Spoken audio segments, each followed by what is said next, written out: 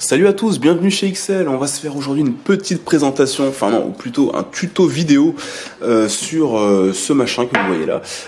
Vous reconnaissez en tout cas les fans de Star Wars, c'est un espace cantina pour Mos Eisley, Jakku, enfin ce que vous voulez.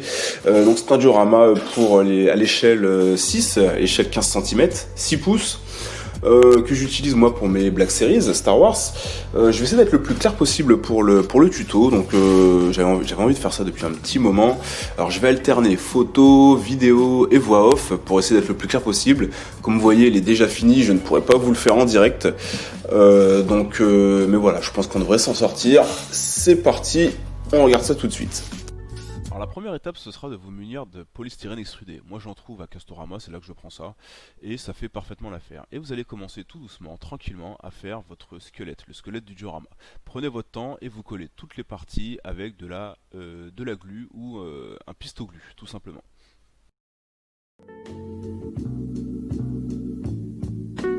La deuxième étape consistera à mettre de l'enduit comme une maison pour le diorama. Donc moi j'utilise du Plastirock qui s'achète à Pickwick pour environ 5 € et qui cachera en fait toutes les jointures du travail précédent.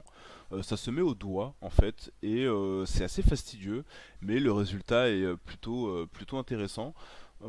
J'attends environ 24 heures pour que ce soit bien dur, et au toucher ça doit vraiment être aussi dur que de la roche, vraiment.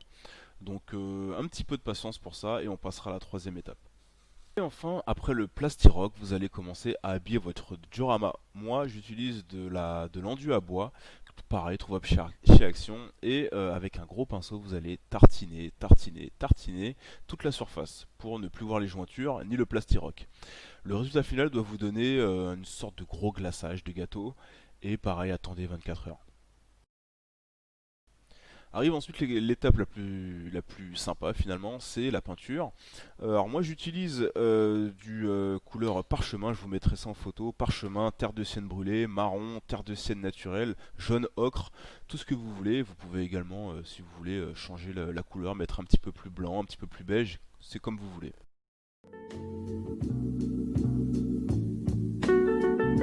Et enfin, pour terminer le diorama, il y aura les ornements. Alors j'ai essayé d'être fidèle au film en mettant juste deux petites lumières qui ont été faites avec des bouchons de super glue, hein, et ensuite repeints. L'espèce de petite barre, hein, qu'il y a juste au-dessus des sièges.